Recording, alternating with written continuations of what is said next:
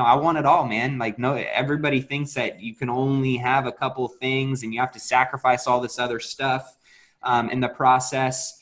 And I believe sacrifices need to be made at strategic times, but I 100% am not willing to accept that you can't have it all. What's up, everybody? My name's Mike Sjogren, here with my co-host, Emmanuel Pani. We're part of a group of specialized real estate investors you've probably never heard of. We didn't start with deep pockets or wealthy families, and we don't rely on 401ks, mutual funds, or traditional real estate investing. In fact, many of us don't even own the properties that fund our freedom. If you ask the money experts out there, they'd say what we do is impossible, yet it's happening every single day. It's happening through a new niche called short-term rentals. We are Short-Term Rental Nation, and these are our secrets. What's up, everybody? Welcome back to the Short-Term Rental Secrets podcast. I am your host, Mike Sjogren, here with my brother from another mother, Mr. Emmanuel Pani. What's going on, E? My brother, life is good. It has not stopped raining down here for the last 3 or 4 days. As you can see from my hair just keeps growing from all the moisture that it's in the air. But life is good, man. I can't complain, Things awesome. Are still crazy, but we have always been crazy. So it's Florida, Yep, absolutely. You need a little break from that heat, buddy. Right, exactly. Your hotel is looking solid. I keep seeing your Instagram game. But I can't come because you're gonna make me quarantine and stuff. So it's going well. We're in the process actually of talking to a couple lenders about a refi actually way earlier than we were originally planning because it's been doing really well. So we'll see where that goes, but definitely really happy with the project. And just as proud that I made it through my first 7-day juice cleanse at the end of today. So that was great, man. I'm glad you guys were pushing me to do that because my body feels amazing right now. I'm not gonna lie. Yeah, I mean, dude, it's great. That's our biggest addiction in life that people don't talk about. It's food. Yeah, people are like, oh, there's alcoholics and there's drug users. I'm like, yeah, what about sugar users? Like, how many fucking addicts do we have in the country that have no idea how bad of withdrawals they will get if they're just completely change their diet for a week, right? 100%. So, yeah. But having said that, I'm super excited to have our guest on, also because he's one of those people that I've looked up to for a very long time. Used to listen to his podcast at the gym before I even knew who he was. And I remember meeting him at a mastermind up in Whistler. And I heard his voice. I'm like, oh, shit, that's Matty A. And I turn around and then meeting the person has been such a pleasure to just see him as a business owner, but also as a father, as a husband. So I'm really, really stoked to have him on. But I'll let you introduce him in the formal way. I just wanted to say my own personal feelings about him. Yeah, likewise. He's just one of those dudes that I love being around. His energy's amazing. Obviously super successful in business, and we'll talk about that today, but, also just balancing that family life and prioritizing that, really living that whole life millionaire lifestyle that we all focus on, and just super proud to have him on here. So without further ado, today we have Matty Aitchison on the podcast with us. He is a real estate investor, business coach, speaker, and philanthropist. He's flipped hundreds of houses, built a top 1,000 real estate team in the U.S., and now focuses solely on scaling his passive income portfolio made up of commercial strip centers, a hotel, and single-family rentals. He is extremely passionate about helping others create wealth, freedom, and fulfillment in their life and business through real estate investment opportunities, and is also the host of the Millionaire Mindcast podcast, a top 100 ranked business podcast. And most importantly, he's a husband to his amazing wife, Marie, and 2 beautiful daughters. Matty A., welcome to the show, buddy. Thanks for being here. Dude, I'm feeling the love right now. Yeah, you guys got me hyped.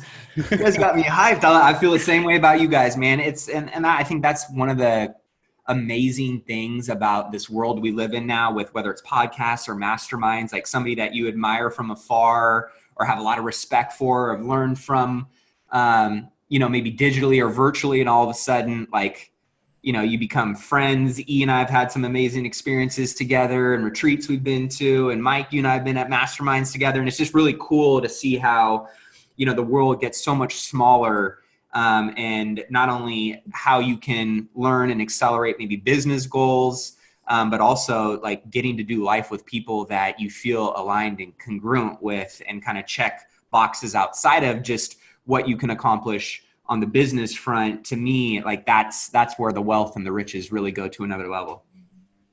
Love it. I love it.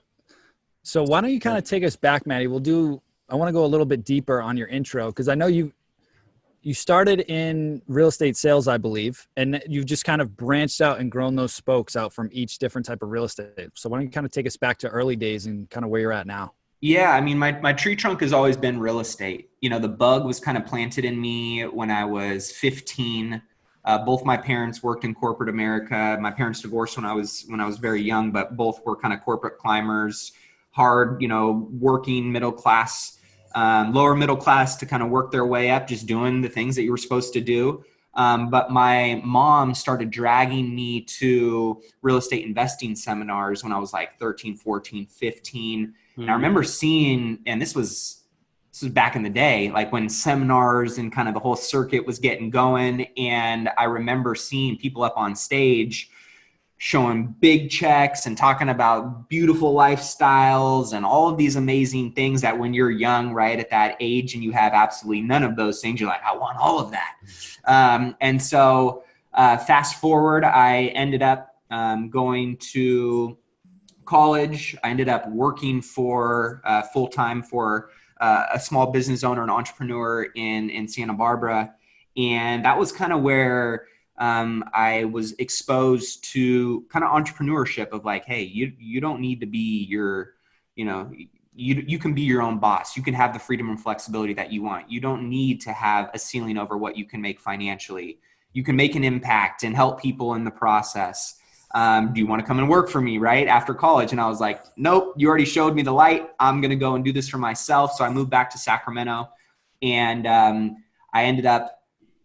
I was at that time, with my expensive ass piece of paper that really wasn't going to get me anywhere, interviewing for like $30,000 a year jobs. And I was like, no way is this going to get me to where I want to go. So I ended up going through, and one day I was on the internet going through Craigslist ads, and it was that real estate investor seeks mentor to make 10K a month, right? And I had no idea what that meant at the time, except, hey, 10K a month, I'm down for that. And that's where that led me to finding my kind of my first real estate mentor, who was somebody that I learned a lot of things from, who was making a lot of money, but I also learned a lot of things from in terms of what not to do and how not to treat people and how to not be ethical. And there were a lot of things that just didn't feel aligned and congruent with who I was and my core values and my beliefs. And that kind of led me over to Keller Williams, where I ended up partnering with my real estate partner at the time, Rachel, and we started just building a traditional real estate team. And, within 4 years, we were one of the top 1,000 real estate teams ranked by Wall Street Journal. But I just realized I was not passionate about the retail side of real estate, but I was passionate about the vehicle that real estate kind of provided, which on the wealth building front felt very congruent and aligned with the goals that I had kind of aspired to achieve. And so I began to start sharpening that axe. I knew my tree trunk was real estate, but there were so many different branches that kind of went off of it. And I knew that for me, my path and the stepping stones that I was going to start marching on were going to be on the wealth building and the real estate investing front. So I started flipping houses and started kind of wholesaling. And this was back in 2010. I was wholesaling anywhere from 5 to 10 houses a month to Invitation Homes and to Frontier Homes and to some of the largest hedge funds in the country at that time that were just trying to buy any single family they could get their hands on. So there was definitely a lot of luck, involved in just timing of things, but also, one of my early mentors told me you have to be dumb enough to believe and smart enough to execute. And I was dumb enough to believe in myself and smart enough to just take action every day. And I ended up, quote unquote, finding that luck, right?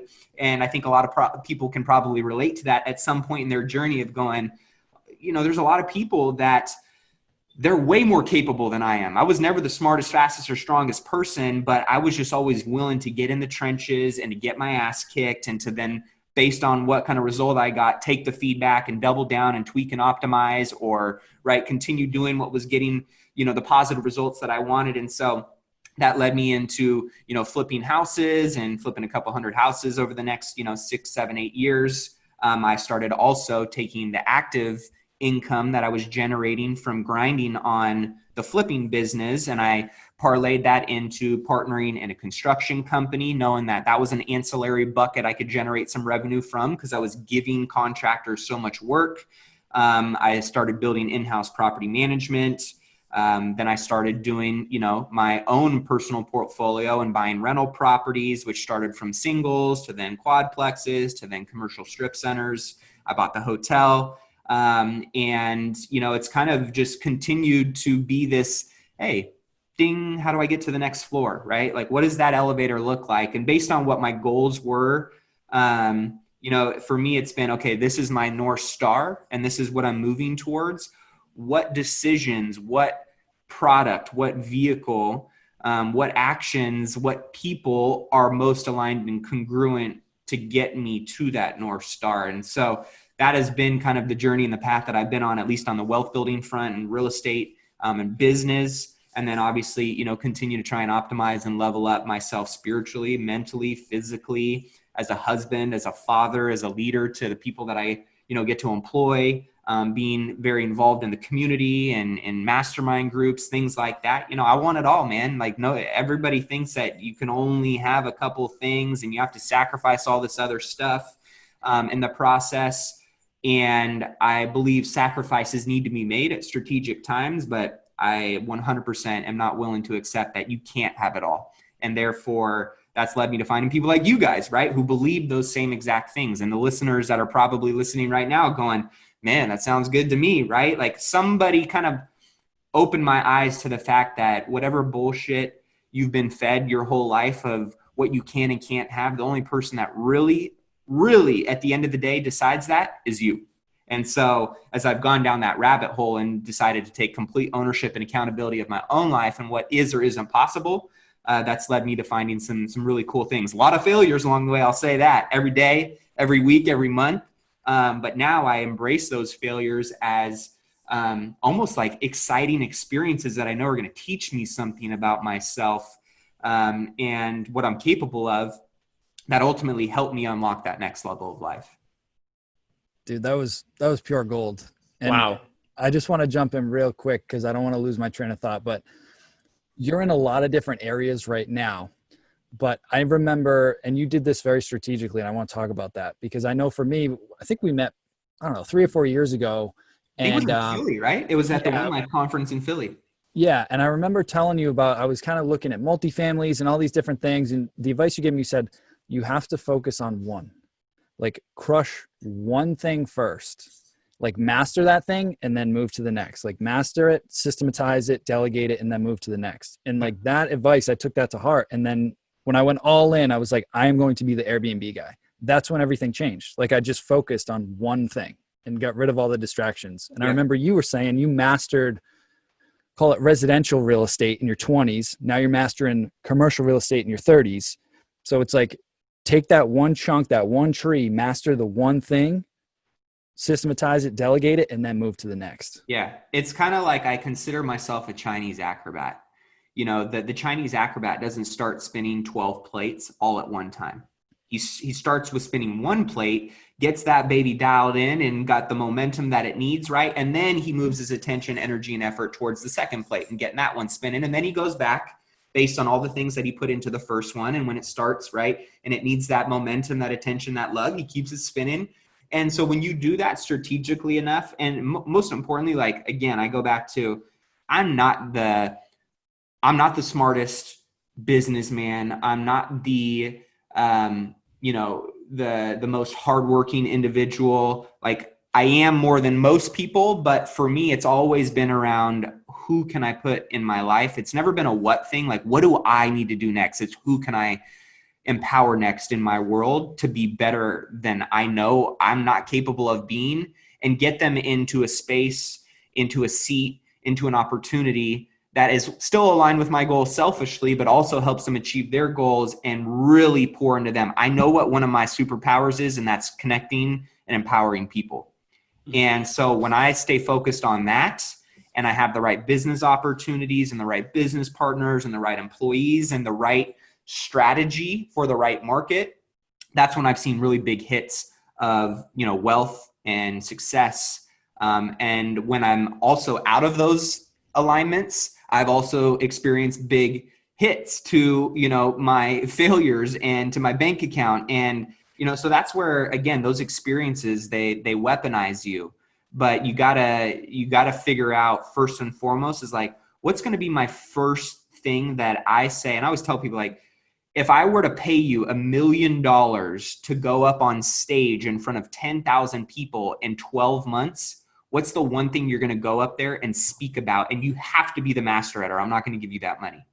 And most people, like, it takes like, oh, what is that thing? Most people don't know, right? So as you're thinking about that, as you hear this, kind of playing through your speakers or in your earbuds right now, it's like, what is that one thing that you can become the master at? And once you become the master at that thing, then as you delegate and start to level yourself out of that, right, then you've kind of earned the right and given yourself permission to go and focus on some other things. But there's got to be that first kind of milestone as a business owner and entrepreneur that you have to prove to yourself you're capable of doing in order, in my opinion, to go out and start doing and trying new things.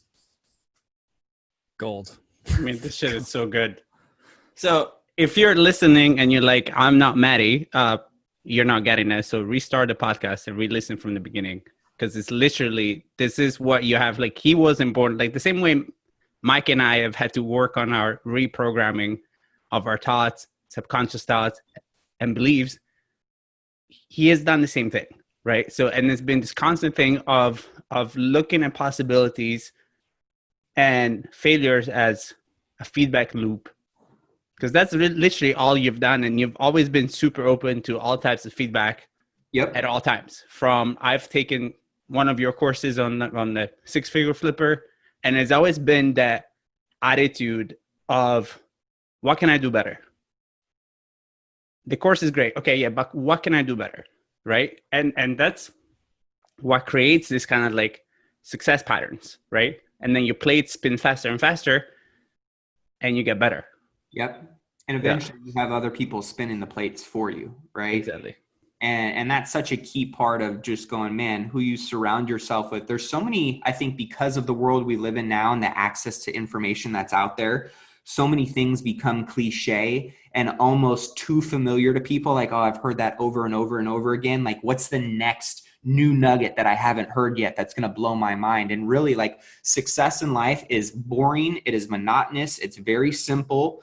And Tony Robbins talks a lot about it, the law of familiarity. Like, you hear the same things over and over again, or certain habits over and over again, and you stop doing them because they're so familiar to you, when really, like, you got to just stay focused on the simple things. Smart, small choices done over an extended period of time unlock big results when you look up.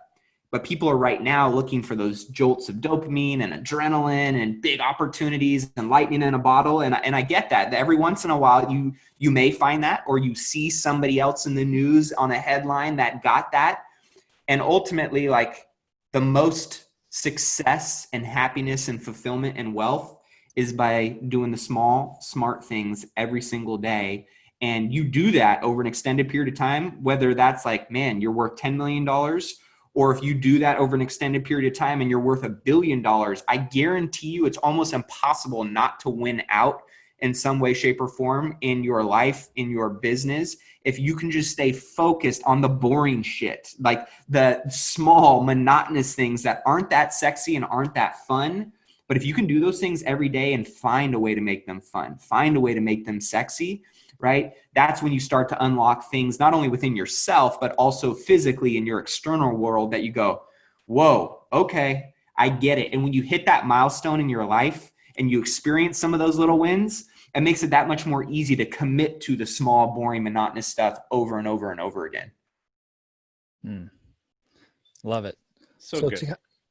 Walk us through Park Place and what kind of triggered you to get into the hospitality space. Yeah. So the Play Park is. I'm sorry, Play Park. Yeah, Play Park, it was an opportunity, and this kind of comes back to just having a really good network of being intentional with my database, my relationships, and also putting content out online and in social media. And this was somebody that had been following me for, I don't know, 2 years on Instagram. And they connected me with one of their great friends, and somebody in his church had owned this hotel up in Lake Tahoe, and they bought it for the church, and they were not a business owner or an operator, and it was just kind of an afterthought. They weren't running it like a business. It wasn't profitable, and they were basically going to go into foreclosure. And so he brought me this opportunity. I was like, nah, dude, I don't do hotels, man. Like that's a different ball game. And then he told me the price, and I was like, okay, maybe I do hotels. And I pro-formed it out. I started running the numbers. And you want to talk about, you don't know what you don't know, right? We've all kind of had that experience. And I didn't know what I didn't know about hotels and hospitality. I said, well, I'm a real estate investor. I'm a great operator. I got a great team, great track record. My portfolio is awesome. Like, why not? And the initial reason why I did it was because for me, it was the triad of real estate. There is no product in real estate that can do what hospitality can do. One, it's physical real estate. So there's obviously all of the benefits that come to physical real estate, right? Then you have the business aspect of it, where there's a business operating within that real estate. Living, breathing organism, 7 days a week, 365 days a year, right? So there's value in that aspect of it, in the brand of the business. And then the third part of it, which you can't get in single family, you can't get in your apartment buildings, you can't get in your commercial strip centers, which is providing experiences and creating memories, not only for others, but also something that you can enjoy in. And so for me, I got married up in Lake Tahoe. I've basically gone up to Lake Tahoe every season of every year of my life. And therefore there was somewhat of this emotional side of the attachment too, of going, man, if I can create a great business there, as well as have all of the physical and tangible aspects and benefits of real estate, as well as enjoy experiences and memories with my own family and with other people, right? Guests and friends and individuals that'll be staying at our hotel. That sounds amazing. And then when I looked at the pro forma, I said, ooh, this sounds really great. And then when I got into it, I went, oh shit, there's a lot of stuff I don't know about this. Mm-hmm. And that's kind of always been my approach though, is the only way to know is to get in there and roll up your sleeves and, really take the clouds into the dirt. Cause that's where a lot of people, I think, and this is where I've gotten myself in trouble in previous experiences, is the romanticism of certain investment opportunities or certain businesses. People forget that they live too high up in the clouds, and they forget what actually goes into digging the trenches and what's happening on a daily basis when you got your sleeves rolled up and you're getting punched in the mouth every day.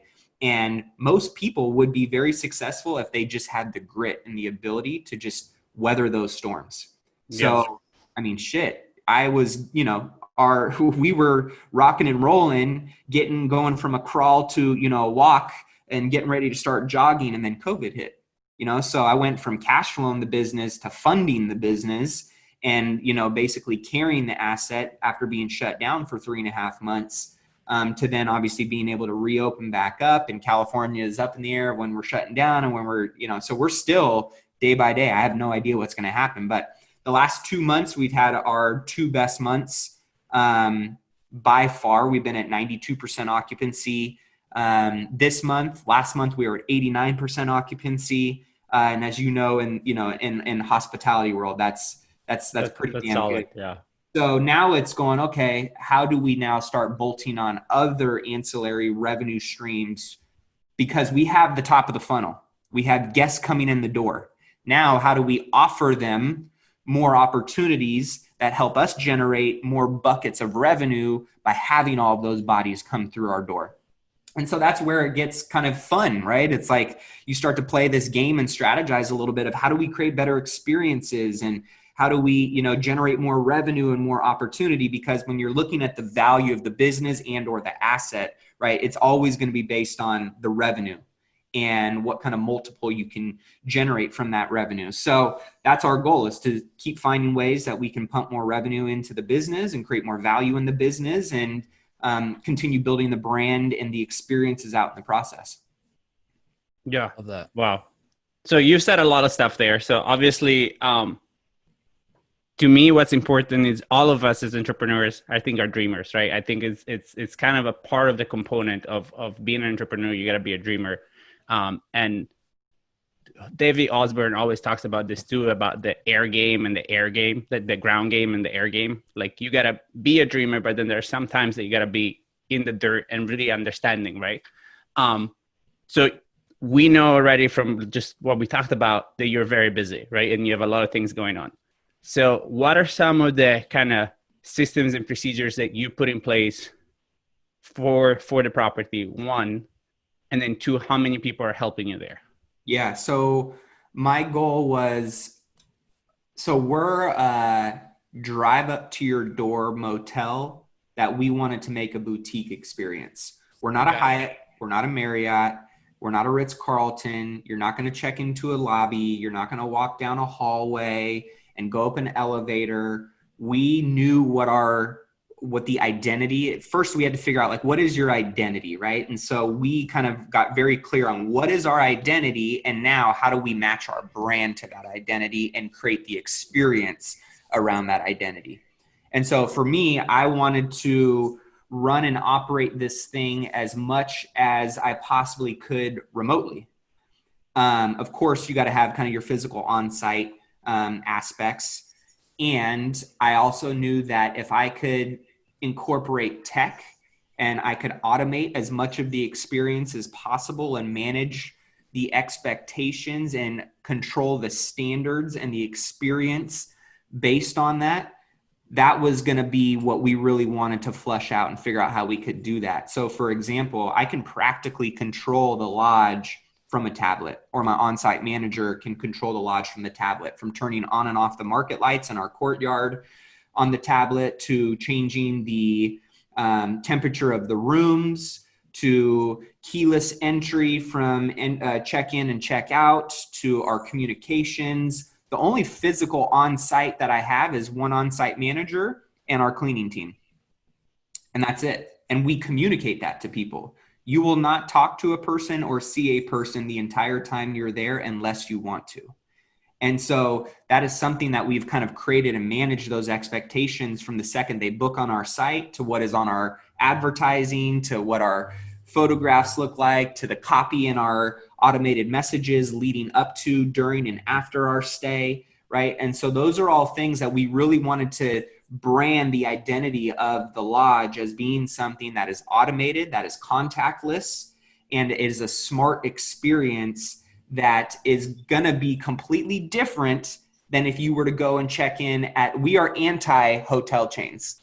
That is the boutique experience that we are creating. And I do believe there's going to be this new wave and trend in hospitality, especially in short-term rentals, where if you can create boutique, unique, differentiated experiences that are cool and fun. And of course, it's got to be a great product. Like our product, we are obsessed over cleaning.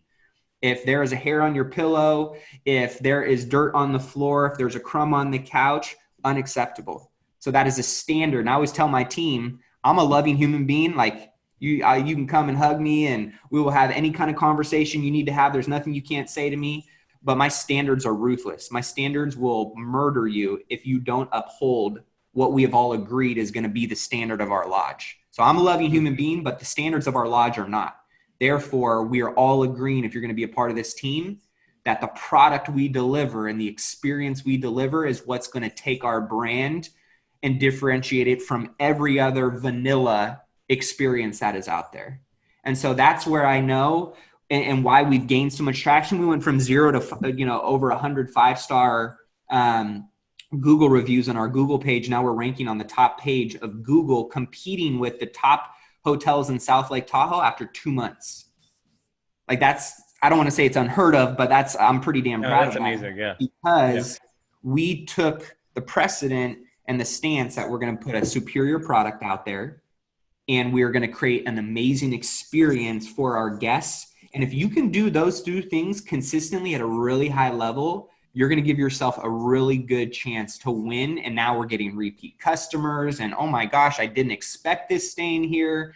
When you start doing stuff like that, now all of a sudden we're creating an army of people who are going out and talking about our brand, the experience they had with us, and becoming our outbound marketers for us without us actually having to spend any money on it. So that was one of the things that I really wanted to put very heavy emphasis on, and also kind of my digital background and my digital team in-house with all of my other coaching and mentorship programs and things like that. When we kind of applied and pivoted that over to the hotel, it was something that I realized most hotels and most mom and pop, boutique hotel and B&B style owners have absolutely no knowledge or experience in, nor do they want to learn and implement in their brand. And I think it's 100% something that is non-negotiable, essential in today's landscape, especially for the next wave of, right? Millennials have the largest buying power of all demographics in the world right now. And then moving forward to the younger and younger generations, if you don't have that incorporated into your brand or your business model, you will die. 100%. Yeah. And that's the beauty, right? Like, that's the beauty of like when you're the entrepreneur in the way that we are entrepreneurs is looking at every past experience comes with you as you're analyzing something new, right? So everything you've learned up to any point in time allows you to see things that other people can see, right? Yep. And that's all like, that's why you need to try as many things as possible and try to understand, because then you'll see other things. So just a super geeky kind of question right now, what kind of reservation system are you guys using? Are you guys mostly on Airbnb? Are you using a reservation software or? Yeah, our kind of PMS system is Guesty, which I think is very common for a lot of short-term rental owners. So I would say maybe 40% of our bookings come from, maybe about 35% of our bookings come from Airbnb. Another, I would say 40% come from our different booking channels like VRBO and hotels.com, Expedia, booking.com, places like that. And because we've had so much growth organically online and through our SEO, and we're now showing up on the first page of South Lake hotels in South Lake Tahoe and some of the other keywords, now we're starting to see actually our direct website booking traffic increase as well. So that's really exciting. That's awesome. We're definitely starting to get more strategic in how, because we've got so many guests that have gone through our system now. I think we're at 14 or 1,500 guests in our actual CRM in Guesty. Now we're starting to leverage our email marketing skills and how we start to create incentives and offers and pull them back, or how they can share, some of these offers with other friends or family members and things like that. Which we're starting to see people start to trickle in and come into our ecosystem because of that as well. So Guesty has been kind of our hub where we manage everything out of. And then obviously, that casts all of our lines out in the different ponds that ultimately bring the fish in. Yeah, I love that. That's so good. And I think it's so huge. I found, and I've spoken to a lot of people in the short-term rental business, and I've said it for a long time, that we were spoiled for so long that you could literally find a good property in a good location, furnish it right, put it on Airbnb, and you'd make a bunch of money. Yep. And then when COVID hit, most people just threw their hands up and they're like, this whole thing doesn't work anymore. And I'm like, no, you're just being lazy. Like, you have to adjust your marketing. Like it's a business. Okay. That's one marketing channel. And so how can you adjust and pivot, and also know, who do you want to serve? That's the first question I ask people. Who are you serving? Like the hotel, exactly who your target demographic is. Yep. And I know exactly who ours is. And the folks that we want to attract are, quite frankly, millennials. And again, we're running very similar systems. And a lot of the older folks that have been coming there for 50 years, they don't like it. And I'm like, I understand, it's very different. It's a totally new way, but I completely agree it's that actually going clean now. Yeah. Going forward though, I seriously see a trend of implementing, we're branding it as like a smart hotel where it's like contactless check-in. You go right to your room, the Wi-Fi lock, same thing. I guarantee more hotels are going to be operating that way, especially boutique hotels, because people want that, especially with everything going on. Mm-hmm. It became, I can't tell you how many people are stoked and are literally booking with us right now because we're contactless, right? And the fact that they don't have to talk to anybody, they can go right. Because a lot of people don't, like some people pay for that high-end experience because they want somebody waiting on them with a glass of champagne when you get into the lobby. And I get that. Cool. If that's what you want, great. And that's their identity. That's not our identity. And so for us, right, we really play to that. And like what you said, when we got really clear on who our avatar was, who our customer is, then we were able to create the experience and the brand and the color scheme and the furniture scheme and the copy and the messaging and everything that was aligned to that person. We're not trying to attract the 50-something-year-old that wants to travel into South Lake Tahoe. We're attracting the small, young business professional, small, young family from 25 to 40 that ultimately, right, wants to have an experience that is different than going into one of the mainstream style hotels. And that's literally what we're playing to. And that's literally who we're attracting into our hotel. Yeah, that's beautiful. And it's the reality of where we're going, right? Like that's how we travel, right? So it kind of makes sense. So where do you see it? Like, now that you kind of have had the two sides of the experience, what you didn't know, now you know. Yeah. Is the Matty A brand going to continue to kind of remain in the hospitality business? What are you guys looking for more small boutique kind of hotels that you can repurpose? Yeah. It was a good experience. So just let our people know. Here's what I'll say. There were probably over the last year, once a month, I've asked myself, what the hell are you doing? Like, run in the other direction. You need to stop doing this, right? Yeah. But that's also been the experience that I've had my first year in real estate as a real estate investor, as a real estate agent. I literally wanted to quit 8, 9, 10 times in the first year of both of those things, right? Yeah. And so I always look at that. I always think of that analogy of, 1 foot from gold, right? Or 3 feet from gold. And that's really how most people are, is they get their ass kicked and then they want to run in the other direction. And it's just a grit thing. Like, do you have the mental ability to push through the challenging times? Because ultimately it's the most challenging times that I look back on my life, whether it was getting expelled from high school, whether it was getting arrested in college, whether it was having multiple failures in business. Those, like, I look down on my tool belt and I go, oh shit, like I'm pretty armed. I've got a lot of weapons and tools on my belt because I'm battle tested. And most people are afraid after getting hit 1 or 2 times to get back in the ring. I don't know any professional baseball player that has batted 1,000 in their career. No, most of them strike out a lot, right? But it's the ones that keep getting back in there that ultimately end up getting on base or hitting a double or hitting a home run and putting runs up on the board. And if you do that long enough, you're going to become the pitches are going to slow down. You're going to see things a lot easier. You're going to connect dots a lot faster. And so when it comes to hospitality, I'm going, I've had my ass kicked now. How do I leverage all of these lessons into more opportunity? Because I know that the more keys I can get under management, I can then start using the economies of scale to my favor. I can start scaling out my team and start building and attracting even higher level, higher talented individuals into my organization, providing them with greater opportunity. So for me, before I was going to start looking in similar markets like Lake Tahoe around the country to buy more hotels. And what one of my favorite little short books, it's Mining for Diamonds in Your Own Backyard. And for me, I'm going to just continue to go, man, I haven't even chewed all the meat off the bone in the Lake Tahoe market. So how do I take more market share locally? And instead of having to go and build a completely new team in Big Bear or in Aspen or in whatever destination market I want to go, buy another asset in, let me make sure that I'm getting all the juice out of the squeeze in the Tahoe market first, and building out kind of that family group of properties in Lake Tahoe and creating some more experiences that complement and round off the portfolio in Lake Tahoe.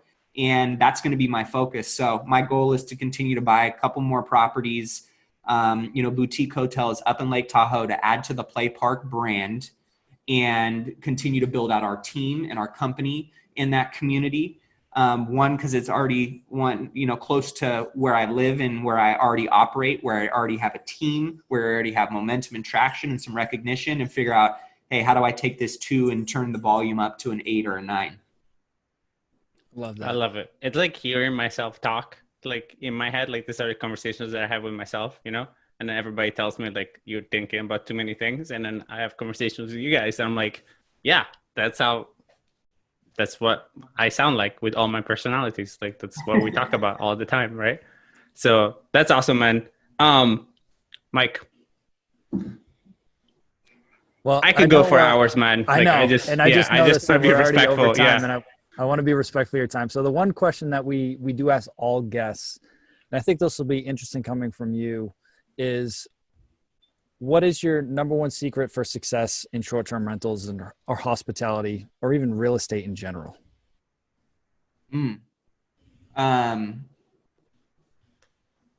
Hospitality and real estate in general, it's been systems. The only way you're going to scale efficiency, get more time back, create more money, drop more profit to the bottom line is going to be through systems, and systems aren't sexy. I've never really been a heavy systems guy, but when I realized that was ultimately like efficiency and systems and obviously the right people, because that's the way you scale businesses, is having quality systems and putting people in place and empowering them to operate and optimize those systems. And so for me, that has been, I would say, one of my reasons for my success. Again, because I'm not the smartest, sharpest, or fastest.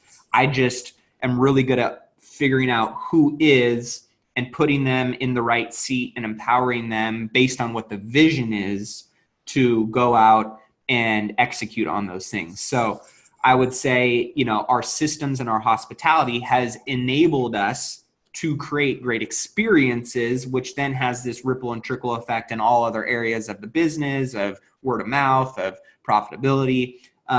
So I think systems is a really big and important one. And then obviously just knowing the numbers. You have to know your numbers. If you don't feel like you are a good numbers person like I was, like I needed a calculator to do freaking multiplication, let alone like geometry and algebra and all that stuff, right? I check 2 + 2 sometimes just to make sure it hasn't changed with me over time, I'm with you, man. But it's one of those things where if you want to be a great business owner, you want to be, a good steward of your finances, of building real wealth, you have to commit to sharpening your axe on numbers and finances. And so for me, that has been something I've really challenged and committed to myself to and committed to over the last, 5-6 years. And that has made me a much better steward of my real estate, of my own finances, of my own portfolio, and also being able to help other people in that process. Love it, man. So where can the listeners get in touch with you? Anybody can reach out to me on my Instagram, official Matty A. Feel free to shoot me an email, mattya@millionairemindcast.com, or, I've got a free real estate investing course for a lot of people that, just want to know kind of what I'm doing and how I've been able to build the real estate portfolio that I have by finding most of my stuff is all off market. So how I find those properties, analyze them, and then how I've funded practically of the couple hundred properties that I've bought. I would say I've only used my own money on 2 or 3 properties. So how to use, and it's a cliche to say, how do you find deals and use none of your own money? Well, it's true. And it's very possible. So I created just a very basic free course for people. If they want to text the word invest to 844-447-1555, they can always check that free course out there as well. Awesome. And the website for the lodge? Website is playparklodge.com. So for you California people, I know you all love Lake Tahoe. I have to make it up there to understand what everybody's so obsessed about. Oh, yeah. But literally everybody I know from California, so I totally get it.